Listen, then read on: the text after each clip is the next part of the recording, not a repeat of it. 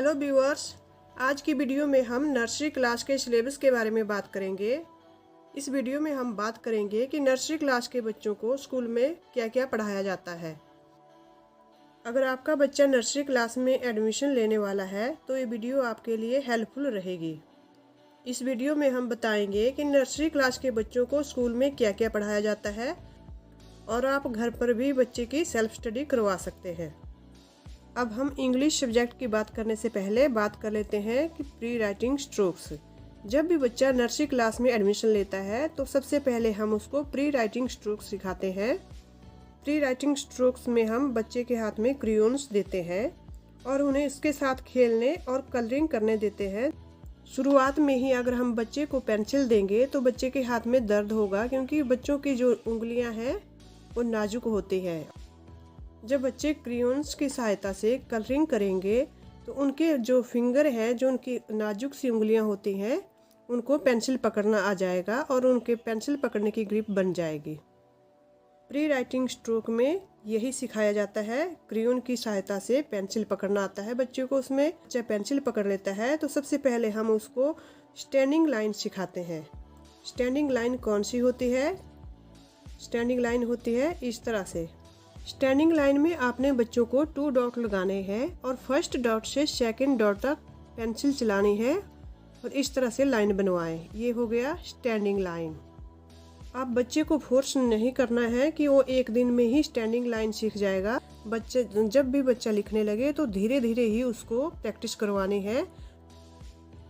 जब एक बार बच्चा लाइन से फैमिलियर हो जाएगा कि स्टैंडिंग लाइन का मतलब खड़ी रेखा होती है, जैसे यहाँ पे लगाई हुई है मैंने, तो उसके लिए बाकी लाइंस और अल्फ़ाबेट सीखना भी इजी हो जाएगा। सेकंड नंबर पे आता है स्लीपिंग लाइंस। स्लीपिंग लाइन का मतलब होता है लेटी हुई रेखाएं। जैसे आपने बच्चे को सिखाते बार 2 डॉट इस तरह से लगाने हैं, जैसे मैंने लगाया फर्स्ट डॉट सेकंड डॉट, जो उन दोनों को फर्स्ट से सेकंड तक जोड़ना है। ये हो गई स्लीपिंग लाइन, यानी कि लेटी हुई रेखाएं। सबसे पहले आपने स्टैंडिंग लाइन सिखानी है, उसके बाद आपने स्लीपिंग लाइन सिखानी है। नेक्स्ट नंबर पे आ गया स्लैंटिंग लाइन। स्लैंटिंग लाइन कौन सी होती है? तिरछी रेखाएं, जैसे इस तरह से। इसमें भी आपने 2 डॉट लगाने हैं, फर्स्ट डॉट सेकंड डॉट, और इनको मिलाना है। ये देखिए, ये हो गई लेफ्ट स्लैंटिंग लाइन। इसी तरह से आपने राइट स्लैंटिंग लाइन भी बच्चे को सिखानी है। उसमें भी आपने फर्स्ट डॉट से सेकंड डॉट तक तिरछी रेखा लगानी है, इससे स्लैंटिंग लाइन बनती है। नेक्स्ट आता है कर्व। कर्व में हमने सबसे पहले 2 डॉट लगाने हैं और 2 डॉट की सहायता से हमने कर्व बनाना है इस तरह। ये हो गया लेफ्ट कर्व। देखिए, इस तरह से 2 डॉट लगाने हैं और लेफ्ट की तरफ को कर्व बनाना है। ये हो गया लेफ्ट कर्व। और इसी तरह से हमने राइट कर्व लगाना है। ये देखिए, ये सिखाने हैं इसके बाद बच्चे को। फिर से हमने 2 डॉट की सहायता से यहाँ से एक और कर्व बनाना है। ये बन गया अप कर्व। अब फिर से हमने 2 डॉट लगाने हैं और ये बन गया डाउन कर्व। ये सिखाना है। ये आ गया प्री राइटिंग स्ट्रोक्स। लाइंस के बाद अब हम बच्चे को कैपिटल लेटर्स सिखाते हैं। कैपिटल लेटर में हम सबसे पहले आइडेंटिफिकेशन करवाते हैं बच्चों को। A to Z हम बच्चे को ओरली सिखाते हैं ताकि बच्चों को अल्फ़ाबेट की पहचान हो सके। इसके लिए हम बच्चों को शुरू में ही चार्ट पढ़वाते हैं ताकि बच्चों को अल्फ़ाबेट की पहचान अच्छे से हो सके। नेक्स्ट नंबर पे आता है ट्रेसिंग। ट्रेसिंग में हम बच्चों को A to Z तक ट्रेसिंग के सहारे लिखना सिखाते हैं। जैसे सबसे पहले हम लेफ्ट स्लैंटिंग लाइन ट्रेसिंग के सहारे सिखाएंगे बच्चों को, फिर right slanting line from its middle sleeping line. इस तरह से हम बच्चों को जो है ट्रेसिंग के सहारे A for Apple and B for ball लिखना सिखाएंगे। B फॉर बॉल में भी हम सबसे पहले स्टैंडिंग लाइन ट्रेसिंग के सहारे सिखाएंगे। जब स्टैंडिंग लाइन लिखना सीख जाएंगे उसके बाद first curve and second curve. ये देखिए, ये बन गया A फॉर एप्पल ट्रेसिंग के सहारे और B फॉर बॉल। इससे जो है बच्चा जल्दी लिखना सीख जाएगा। जब भी हम ट्रेसिंग सिखाते हैं तो हम बच्चों को बोलते हैं कि डॉट से डॉट को मिलाते चलिए और लिखते चलिए। अल्फ़ाबेट को साथ साथ में पढ़ते भी चलिए। इससे जो है बच्चों में एक अल्फ़ाबेट की पहचान बनी रहती है। इसके बाद हम बच्चे को object related to each letter सिखाते हैं। इसके लिए हम सबसे पहले बच्चों को ऑब्जेक्ट बनाते हैं, बाद उनसे पूछते हैं बाद में कि ये कौन से अल्फ़ाबेट से बनता है। जैसे यहाँ पे मैंने बना दिया सेब, एप्पल। हम बच्चों से पूछेंगे कि ये कौन से अल्फ़ाबेट से बनता है। अगर बच्चों को ना भी आए तो हम स्टार्टिंग से पढ़ाना शुरू करते हैं। वैसे आ जाता है, ये बनता है ए फॉर एप्पल से, तो वो फटाफट यहाँ पे लिख देंगे ए फॉर एप्पल।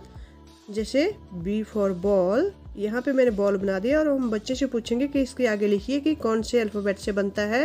वो एकदम से बोल देंगे कि ये बी अल्फ़ाबेट से बनता है।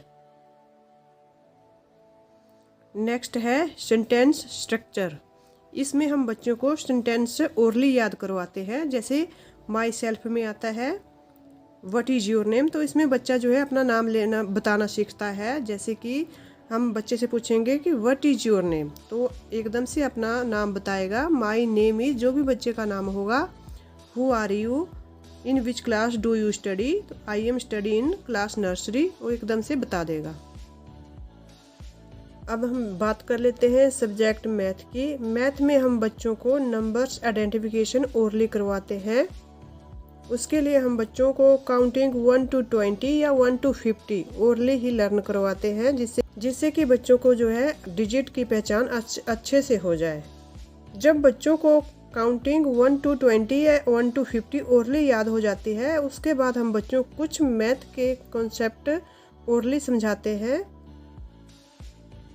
जैसे कि बिग स्मॉल, कौन सी चीज़ बड़ी है और कौन सी छोटी है। उसके बाद हम बच्चों को मोर और लेस का कंसेप्ट सिखाते हैं। मोर में होता है कि ज़्यादा है, कौन सी चीज़ ज़्यादा है, और लेस में कौन सी चीज़ कम है। उसके बाद हैवी लाइट, यानी कि कौन सी चीज़ भारी है और कौन सी चीज़ हल्की है। फुल में आ जाता है कि कौन सी चीज़ भरी हुई है, और एम्प्टी में कौन सी चीज़ खाली है। इसके बाद हम बच्चों को नंबर्स 1 to 20 लिखना सिखाते हैं, लेकिन कुछ स्कूलों में जो है 1 to 50 या 1 to 100 भी करवाते हैं। जब भी हम बच्चों को नंबर्स 1 to 20 लिखना सिखाएंगे तो हम ट्रेसिंग के सहारे भी लिखाते हैं। जिस तरह से, जैसे ये हो गया 1, ट्रेसिंग के सहारे पहले हमने स्टैंडिंग लाइन लगानी है, फिर उसको मिलाना है, ये बन गया 1। फिर 2 में भी ट्रेसिंग के सहारे इस तरह से लिखवाते हैं, और उसके बाद बच्चों को बोलते हैं कि पेंसिल के सहारे इसको डॉट से मिलाइए और लिखिए। उसके बाद हम आइडेंटिफिकेशन के लिए कई बार बच्चों को क्या होता है कि डिजिट पहचान नहीं होती, उसके लिए हम बच्चों को काउंट एंड राइट करवाते हैं। काउंट एंड राइट में हम कुछ ऑब्जेक्ट्स बनाते हैं और बच्चों को बोलते हैं कि काउंट करके लिखिए। जैसे काउंट एंड राइट, यहाँ पे हमने बच्चों के लिए बना दिए ऐसे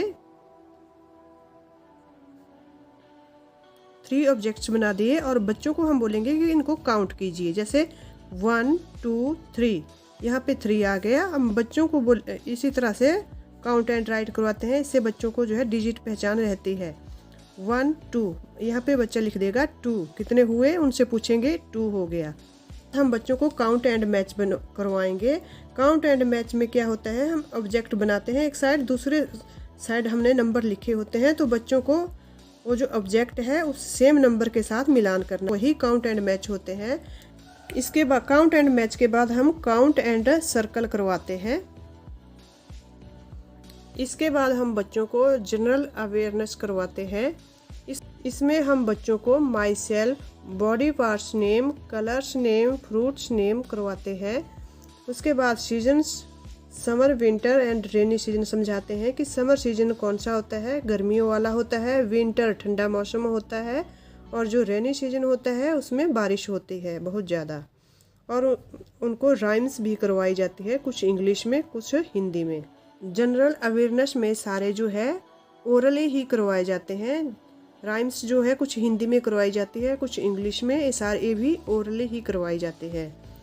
इसके बाद नंबर आता है हिंदी का। हिंदी में हम बच्चों को सबसे पहले स्वर सिखाते हैं। स्वर में भी आइडेंटिफिकेशन होती है सबसे पहले, उसके बाद ट्रेसिंग होती है, ट्रेसिंग के बाद हम बच्चों को सिखाते हैं ऑब्जेक्ट्स रिलेटेड टू दैट वर्ण। हिंदी में सबसे पहले हम बच्चों को स्वर सिखाते हैं, स्वर के बाद हम बच्चों को व्यंजन सिखाते हैं ओरली।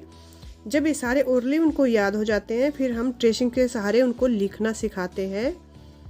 जब ये बच्चे लिखना और बोलना सीख जाते हैं उसके बाद हम ऑब्जेक्ट बनाते हैं और पूछते हैं कि ये कौन से वर्ण से बनता है। इसी तरह से नर्सरी क्लास के बच्चों को हिंदी के सब्जेक्ट में पढ़ाया जाता है।